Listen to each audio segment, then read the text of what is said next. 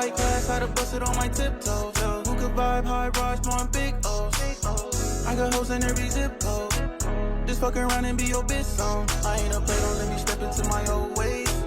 Can't be stuck inside of a whole face. Bad bitches going on my phone, going both ways. What's up, it's your boy J.Brock. You tuning in to Clapitup LA. I'm here with my boy 1TAKEOCHO, the one and only. You know what I'm saying? Man, it's been a long time coming, man, to talk to my dog. I met my boy at SMC, man. SMC. JUCO days. Man, JUCO days. And let me tell you the one thing that stood out to me, you was a hard worker, but the other thing was your sense of humor, bro. You so funny, like the animated shit, like have fun. Yeah, like I mean, have fun, bro. Where do you think you get that sense of humor from? Really, my parents. If you meet my mom and my dad, they both nigga. I swear to God, it's like the typical black family. Like they be joking and man, uncles, all that whole family is just funny. So you gotta be funny in my family. And that's pretty much just who you are. Were you the class clown? Hell yeah. Shit, middle school. Nigga got into a lot of trouble. Middle school, they had like some voting shit, and I was top 3. Like 1, 2, 3. Davion shit, class clown. Hell yeah. I think you stayed I didn't on win that. it. They had somebody else win it, but I was like runner up and shit. Was you like, I should have got that? Hell yeah. So you've been playing football since you were 7 years old. Yeah. Was you with Carson Colt? Nah, I started with Inglewood Jets. Okay, Inglewood Jets for 4 years, and then I moved to Compton, and it was out of either the Compton Vikings or the Carson Colts, so I just went to Carson. Why you didn't Man, I wanted to go to the Compton Vikings so bad. Why you didn't go? But my mom, she ended up meeting somebody that coach, and I was like, man, she had already signed me up and shit. I'm like, come on. Oh, yeah, you I could, wanted man. to be a Compton Viking. You would have got it in with You probably would have played with Juju. Probably. Yeah, because you know Compton Vikings, them niggas was loaded. I played against, when I played for the demos, and I had to play against, I don't know if you know, like Gino. Yeah. I had to play against them niggas, boy. They was raw. They was raw, boy. I'm telling you. I wanted to go to the Compton Vikings. I just like the colors and shit. Like that shit was hard. I mean, yeah, and then they started. But see, you would have played with them. They brought out them all black uniforms. You would have played with them niggas when they had that. And so, right. So would you feel like? Okay, we're gonna talk about this. I mean, I like to basically talk about life, pretty much, like from when it started to where it's at now. And you know, we as we play football, we learn different things in life. A lot of people really don't know, for sure. You know, and your new project is undeniable. Yeah. Okay, so with being undeniable as your new project, what would you say was some of the things that you learned in football? Because I mean, shit, you gotta be undeniable. You got to be. All the running we gotta do, the tackle, like everything like that. So what would you say? What would you say was undeniable about you on the football field?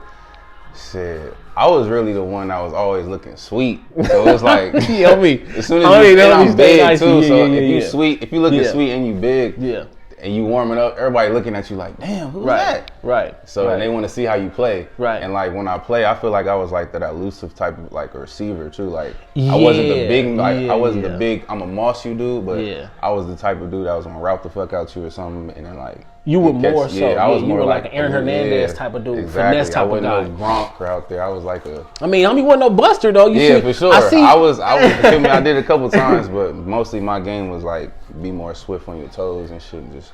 Yeah, and I see you shared your little clip. You know what I'm saying? The homie had to compare himself to DK Metcalf. You know what I'm saying? Man, that was when I was at Elko too. Yeah. I had to hawk somebody down. And shit. You had to run somebody down on there. Man, looking familiar. Right. So you know. One thing I want to say was you were blessed to be able to have a good transition from football into music, right? Where so many athletes don't really understand what the hell I'm going to do. Exactly. So you said you made your first song back in 2018 with Kaylon. And back then, of course, it was just like, well, let's just do it. Yeah. So when did you say to yourself at that point in time was, you know what, I kind of need to keep going back to this? Shit, it was really him and my homie Quan. They was really in my ear like, bro, you really got to do this shit. Like, don't play around with it. Yeah. Like, if you really want to do this music, like, really do it. Yeah. So I made my first song with Kaylin, but the first time I was in the studio, I was with the homies 1TAKE and 1TAKE J, 1TAKE Quan. We was all in there. And I did some ad-libs for Quan, and I did like 4 bars on the song. And then we did that shit. And then like probably the next week, I was in there with Kaylin, and we just made a whole song. So you just kind of kept going because that was just what y'all were doing? Yeah, exactly. Cause like, football was like, I don't know, football wasn't like over for me yet, but I was still like playing and shit. But this music, it was like the only thing around me at the time. So I'm like, man, let me just jump into it. And I wasn't gonna come in rapping. I was gonna come in singing to like stand out from the other people in the group. Okay, so that's another thing I was gonna ask you too. Something that my cousin actually pointed out is I was playing some of your music for him, and he was like, you know what? He got that T-Pain vibe, and I know, and I know you love T-Pain, but I never really caught on to that until today. And I'm like, damn, you do. I got to listen to it, and I'm like, damn, this nigga do. Like, so is that on purpose? Nah, not really, but I mean, because it's not like it's just like T-Pain, it's you. Yeah. You know what I'm saying? But at the same time, you can catch that vibe. Exactly. Everybody be saying like, because I be doing that little dance like this and shit. Everybody we gonna get into all that. We gonna get into all that. T-Pain shit. Like, goofy ass T-Pain. Oh, that's T-Pain, Joe? Yeah, T-Pain be doing that shit a lot. He be doing like the little pop locking or whatever. Oh, but I be doing that shit too. I've been doing that shit since high school, like, because I was always the type to dance and shit, and act goof all. And then what else? What was I about to say? I just got lost. We were talking about the T-Pain situation. Okay, yeah.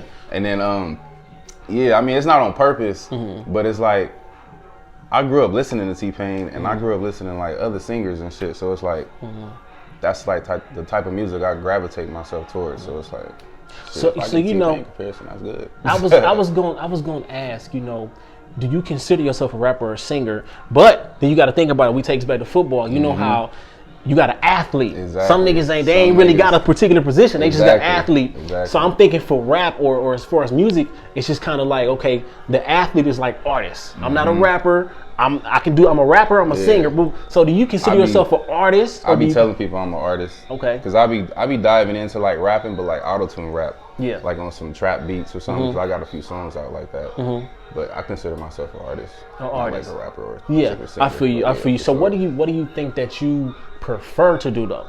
So if somebody was like, oh, you prefer to sing? I prefer to sing. Okay. Like, yeah, for sure. Like R&B, R&B type shit. I prefer to do that. Okay. But if I had to step out my lane and do some other shit, I'll do it. I'll be all for it to do it. Okay. See that, and you know, that's good. So what are you the type of guy that punch in? Because, you know, I don't know how singers do it. Singers, do you punch in? Or Yeah, I be writing my shit beforehand like 90% of the time, but I for sure punch in. I do one bar, because you got to catch your breath too at some time. Like, you can't just be singing the whole time. Right. Well, how long is that as far as punching in? Like, do you stand there all at once and punch in, or do you like stand there, take a break, come back? I stand there all at once, or like I'll be having like a little seat in the booth, and I'll just sit there and I'll just say one line.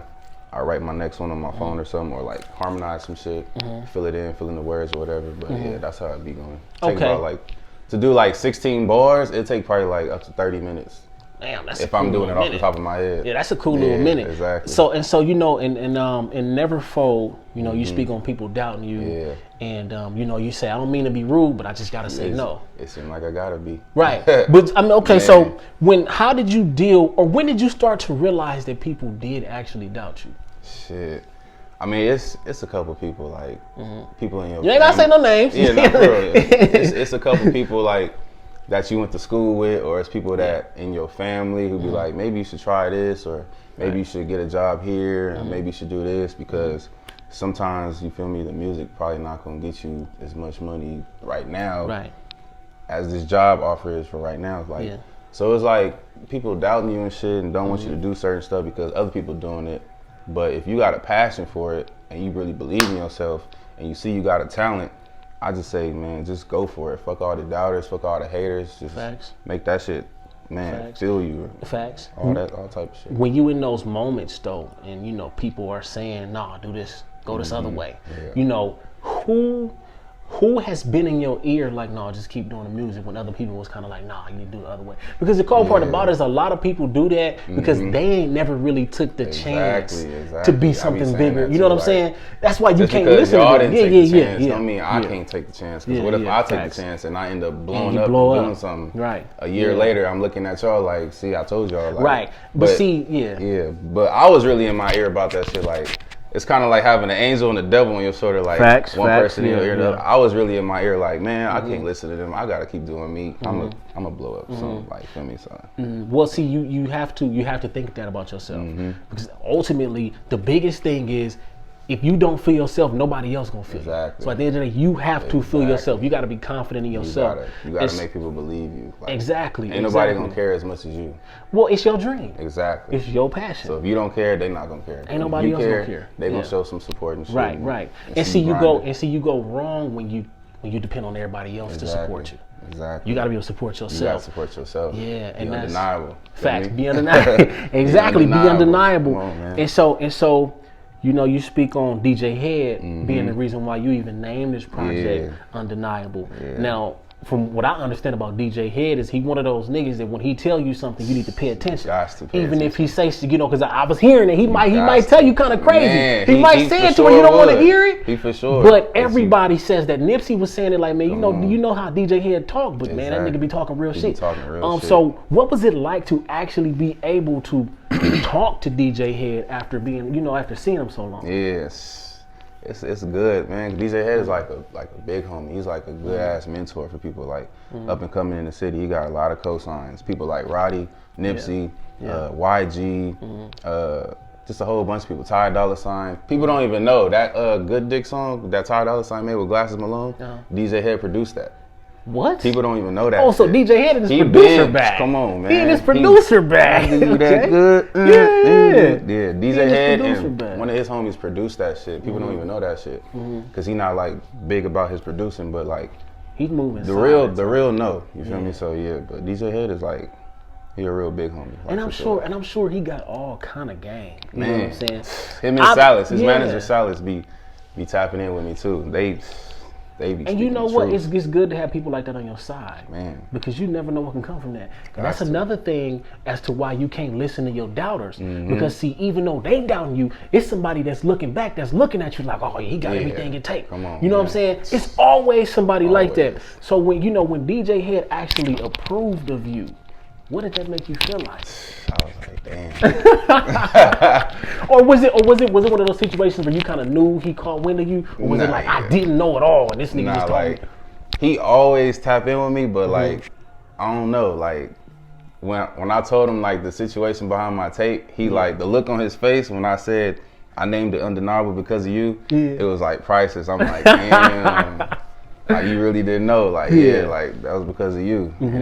So it felt good because he tell anybody and everything like if your shit trash, he gonna tell you it's trash. Like and to like get good feedback from that, it was just like it was a blessing. Well, that's his reputation. You know what I'm saying? And so I had to look up the definition of being undeniable in case somebody got questions. You know what I'm saying? Undeniable, unable to be denied or disrupted. Exactly. What does that mean to you as far as life goes?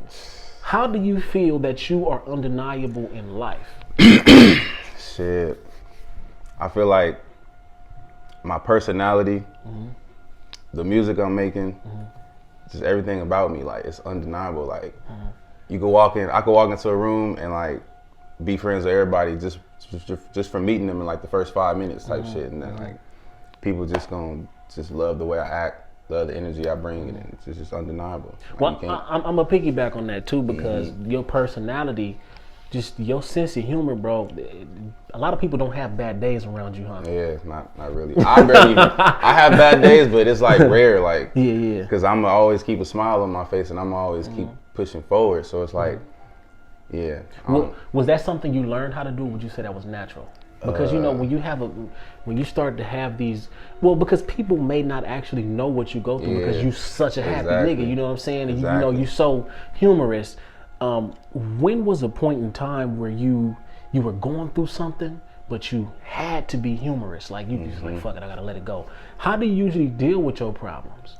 Shit, I really had to learn, and it's really kind of natural. It's just like, just from like looking at my mom as an example, like she the type, like she can be going through a million things, but she's still gonna show up to work, she's still gonna pay the bills, she's still gonna handle her business. So it's like just growing up and seeing that, and my dad too, just growing up and seeing that, it's like you got no choice but to just keep going forward. You can't let one bad moment just ruin your whole day or ruin your whole year.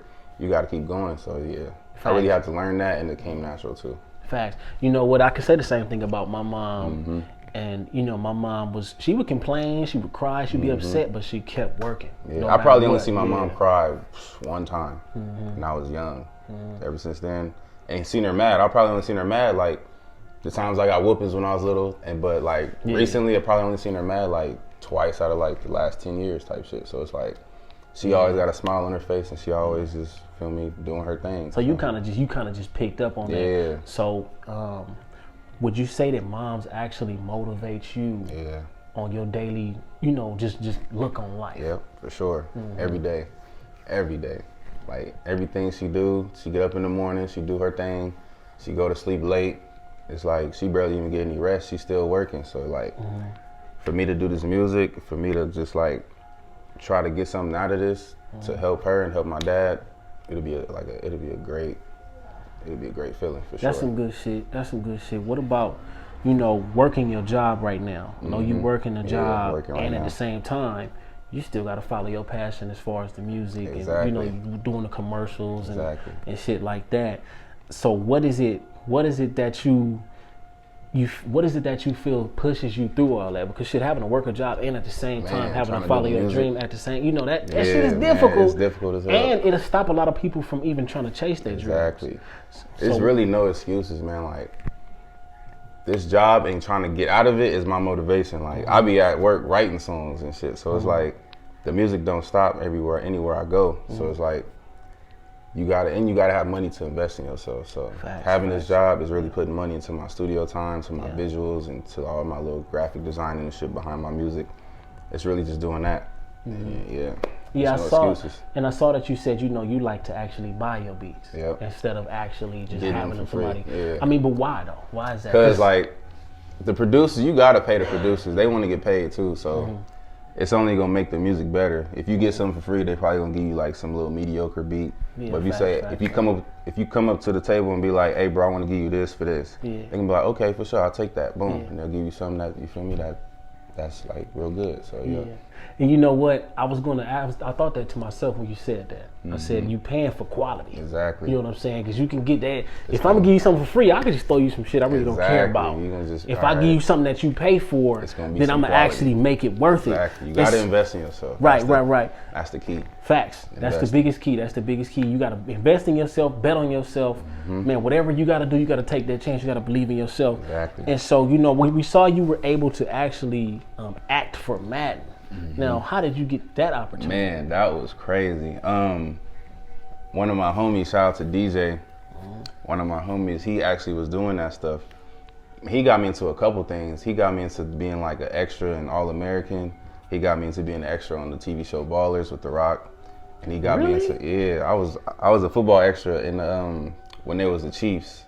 What? And it was like, what season was that? 4? Nigga, that gotta be my favorite show. Man, bro. You was on Ballers? Man, I was on Ballers and All American. I was an extra on both of those. Yeah. And then they actually had a tryout for the Madden thing. So we had to go do drills and shit and do your best celebration dance or whatever.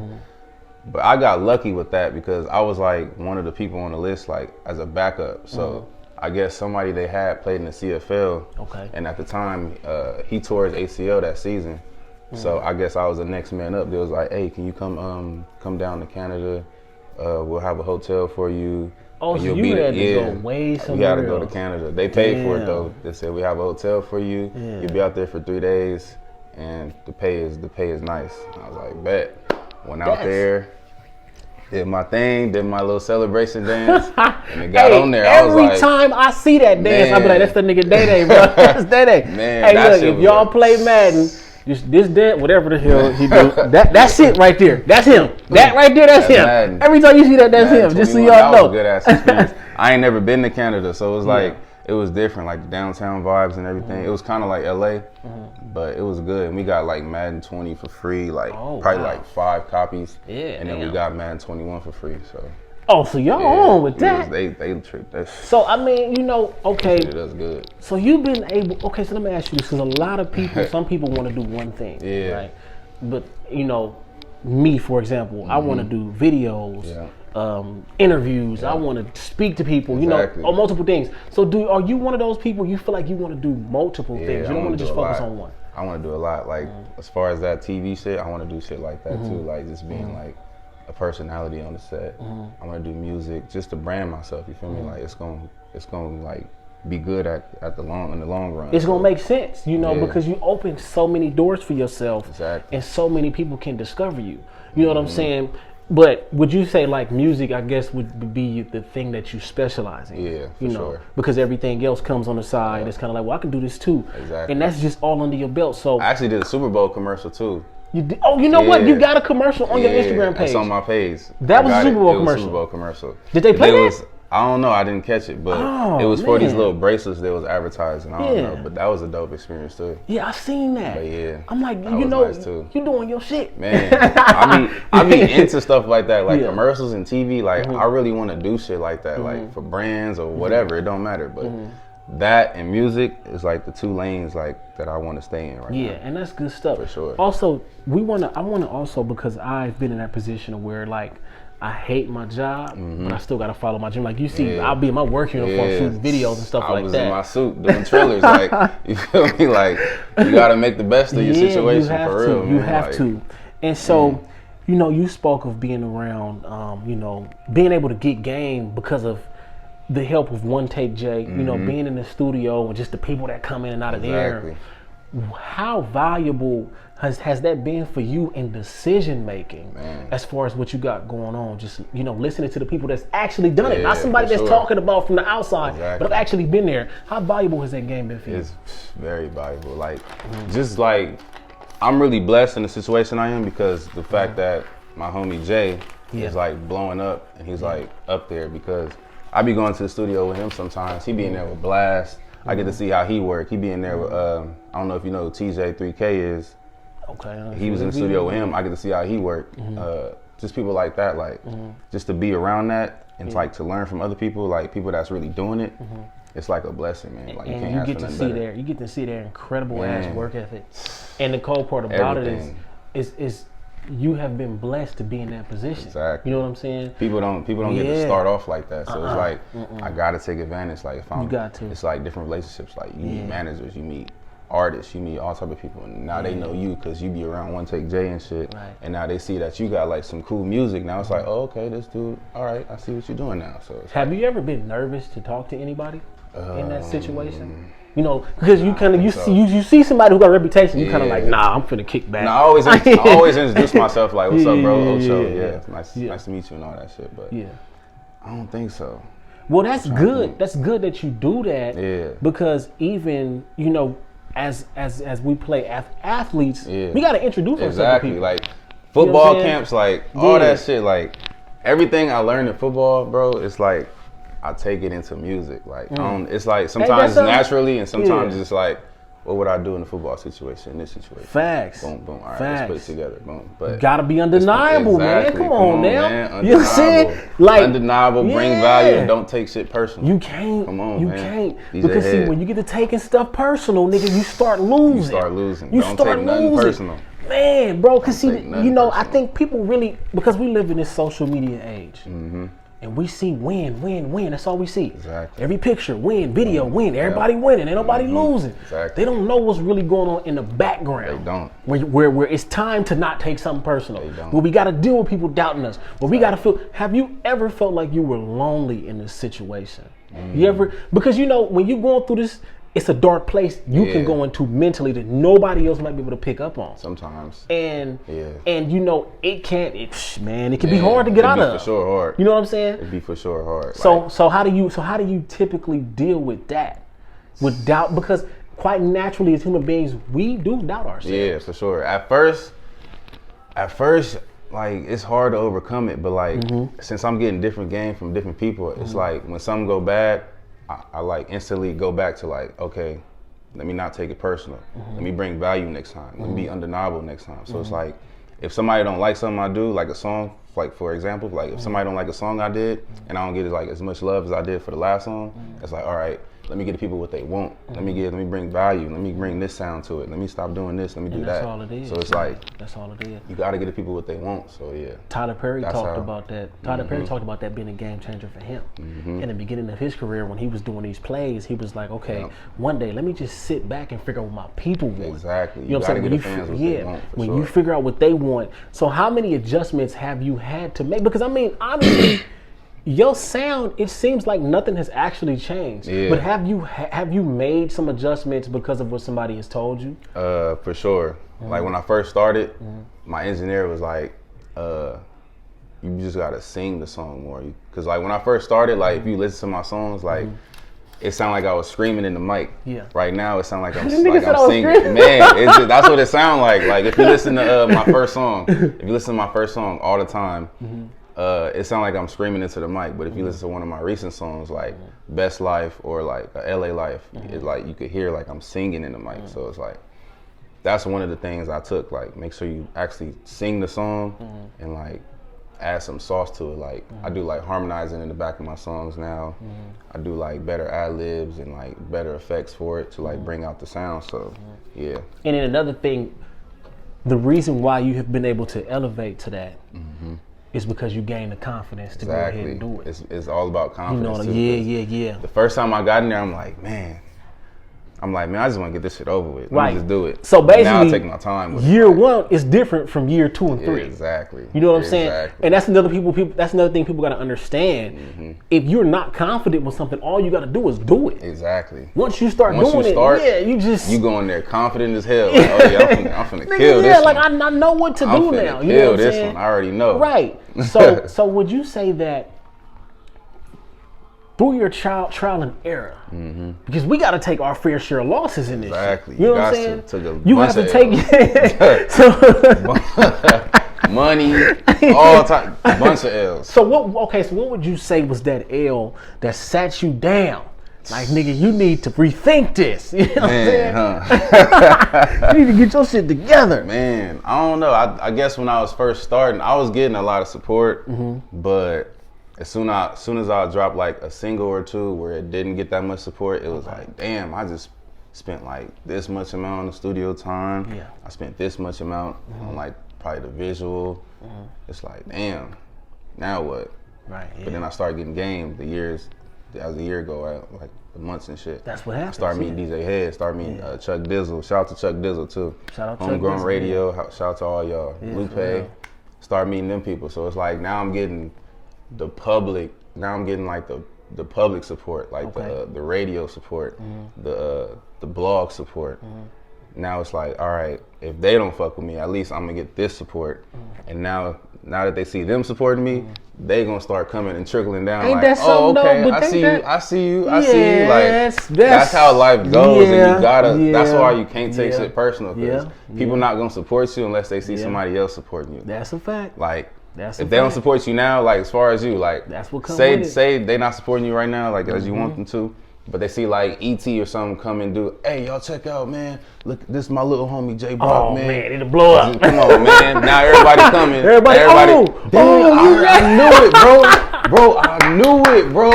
Man, bro, like, I knew you was gonna be this, bro. Like, nah, no, the fuck you didn't. Okay, now, would you say that that's fake love? That is fake love. Like, people be saying congrats, but I feel like they hating. I seen Jeezy post that on his Twitter. Yeah. People saying congrats, but I feel like they hating. Or it's the other one when they say people not what they say they not surprised that you I know what you're talking about. Yeah, they say like they surprised that you made the shit happen. Like they, you know what I'm saying? Yeah, for sure. But that's the way it is. That's just the way you it know, is. But that can be, see, that's a hump that you got to get over. Exactly. You got to get over the hump of people not paying attention to you, because all it's messed up. It's messed but all it takes is the right conversation. Exactly. You know what I'm saying? And so, you know, but that's just how that works, and that's just the way the life works. Yeah. And so did you learn that lesson yourself? And when you came to that conclusion, because you had to see it, like, okay, now you fucking, like, now you know what I'm saying? Now y'all want to come dig now, okay, since you really witnessed that, and since you picked up on that, like the nigga said, he said, I had to say no. I didn't mean to be rude, but I got to say no. How many times have you had to say no since that popped off? Probably like a good 10 times.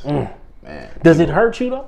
Sometimes, cause like I really want to do shit for some people, but it's like you wasn't even there when I was like first jumping off my shit. So Facts. it's like now that you see people fucking with me like that, and it's like, bro, like people be asking for features and shit too, like, cause they trying to like jumpstart their music career. It's like, I want to do a free feature for you, but I can't. But I'm gonna give you a discount.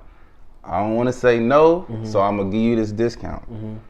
It's nothing personal. It's business. You feel me? Like I take my shit serious in my craft. I can't just be doing shit for free for people who just feel me just now starting. Unless I really, really fuck with you. Like I really gotta fuck with you. It can't be like, oh, I seen you a couple times and now you want to feature because you starting your shit. It has to be authentic. It has to. You know, it has to be authentic. It has to. The thing about fake love is that fake nigga, I made a video about this shit. I said, you know what? You gotta pay attention to the people who with you when you ain't got shit. Exactly. You know what I'm saying? Exactly. Because it's a million people that's gonna hop on the boat with you when you blow up. When you got that yacht, but if you got that little canoe, nigga, who gonna be there? And then y'all gotta and paddle. Then the cold part about it is this is the coldest thing about it. When that yacht go ahead and flip over and the niggas is drowning and sinking and the sharks come out, man, they gonna go save themselves from watch you die. Exactly. You know what I'm saying? Exactly. That's the cold part. That's why it's so important to not switch up on your day ones. Not switch up on the people who've been supporting you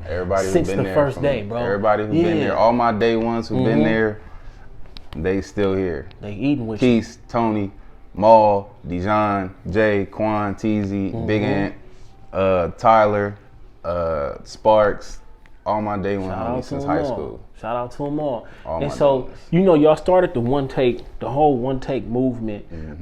Where did this idea? Wait. I think I heard One Take Jay say something like it was like a joke or something like that. I guess I wasn't there, but it was Quan and One Take Teasy. They was in the studio, and this is before Jay like started the music, so they was in the studio together. And then they was like, shit, let's just one take it. Like they was like trying to compete with each other, I guess. Right. And then they did the shit, I guess, a song. And then they was just like, man, we should just be the One Take boys. So it was really Quan and Teasy who came up with it because they started the music shit first. And then they brought on Jay. Then Jay started fucking around with it. And then a couple years later, that's when I started fucking around with it. So.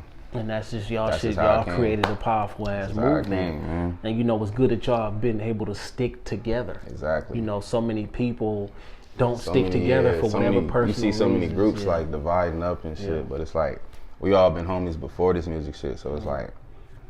And everybody play their position. Yeah, exactly. At the end of the day, you play your position. Everybody know what they gotta do. Yeah. It ain't like, oh no, I'm hating on him because he's doing this, and I'm hating on him because it's nothing like that. It's all support and love. So what does your part in One Take mean to you?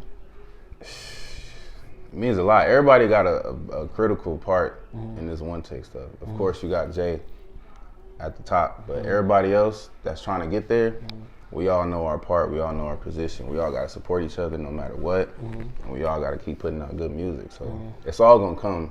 We just got to keep working and don't get like discouraged from anything. And y'all all hungry. All hungry. Oh, that's what separates the good from the great. The hunger. Exactly. The hunger.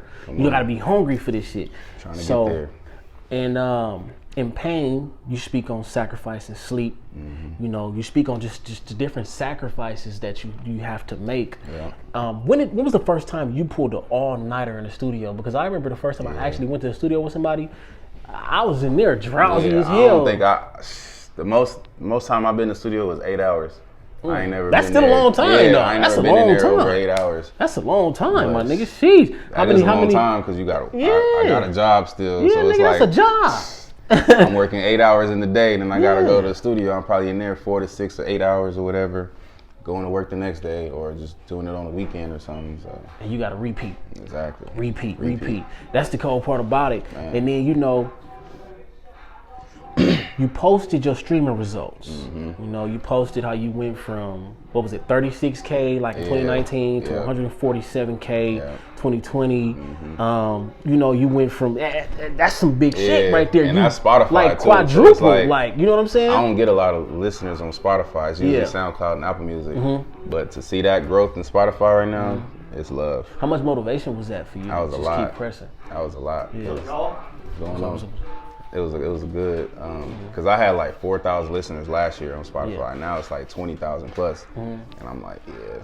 And you just I gotta keep going like though. I'm quadruple, like I'm trying to turn those K's into M's. I need some millions. Yeah, and see, you know what? You ain't far from it, man. 147K. Exactly. It's people that dream about being able to do that shit. Like that's a lot.